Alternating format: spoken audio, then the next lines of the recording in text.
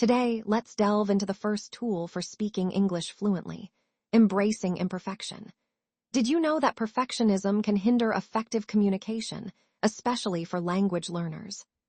Absolutely, Aaron. There's a striking example of a learner, Sanjay, who was paralyzed by this fear. He barely spoke during group chats, fearing mispronunciation. Once he allowed himself to speak freely for 1 minute without correcting mistakes, his confidence soared. It's fascinating how a simple mindset shift can have such a profound effect. But some argue that errors, especially in professional settings, can affect clarity. How do you counter that? While accurate language use is crucial, overemphasis on perfection throttles conversational flow. Communication is about connection after all. Participants can clarify if needed, just like in any native conversation. Looking ahead, how might embracing imperfection evolve language learning methods? Incorporating this mindset, more programs like those at HappyTalk might focus on realistic dialogue simulations over rote learning, fostering intuitive language use. Moving on to our next tool, chunking. The technique encourages language learners to memorize phrases instead of individual words. Can you explain its impact, guest?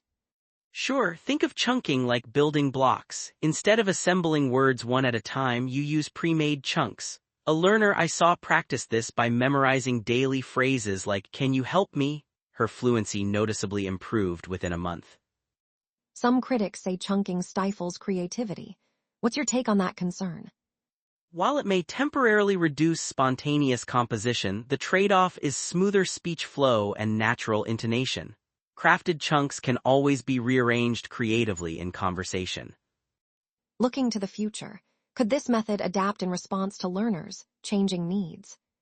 Shadowing accelerates learning by forcing the brain to focus on both comprehension and reproduction of language.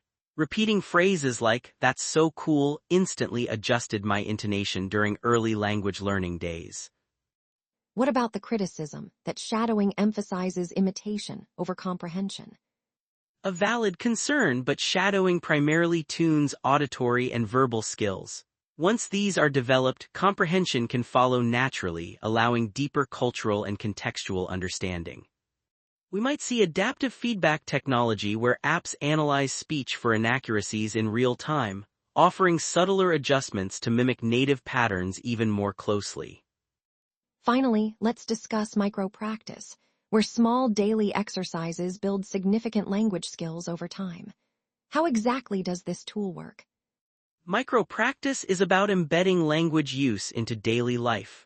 For instance, narrating simple actions like "I'm making coffee" doesn't require much time but consistently reinforces language recall. Some argue that brief sessions may lack depth.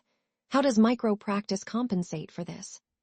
While depth might appear lacking, frequency provides ample exposure.